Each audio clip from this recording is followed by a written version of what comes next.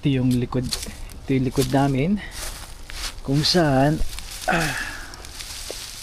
itong mound na to ay loop dahon. Kaibigan, dahon ito, wala nang iba. Dito ko tinatambak yung aking tuwing fall dito nakatambak. At tingnan nyo naman ang nangyari. Ito ang pinakamagandang loop fertilizer, homemade fertilizer. Well, syempre maganda yung dumi at ihi ng mga bulate, diba? Pero ito, maganda rin ito. Okay? Kung meron kayo nito, isama nyo sa inyong black soil. Ito yung natawag na black gold, kasulad ng compost na galing sa mga kitchen scraps. Nasabi ko sa inyo sa nauna, ito rin. At mabango ito. Mga nabulok ito na mga dahon.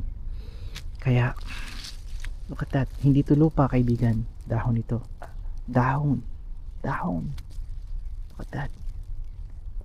Nag-hold to ng moisture. Kaya pag nilagay ninyo, hindi natutuyo ang inyong mga halaman. Nakaka-hold ang moisture ng matagal. Okay? Kaya hanggang umulan muli.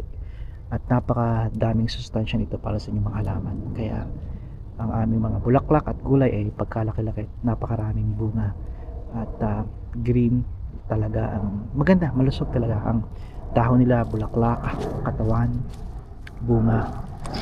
Kaibigan, tingnan nyo to. Patat, dahon ito, dahon. Kala nyo putik, ang gaan-gaan, dahon. Kaibigan, dahon yan. Siyempre napapahalo yung mga plastic. Ito ko nilalagay kapag may basura. Lalo na yung marami siya. Kaya napakadami ito.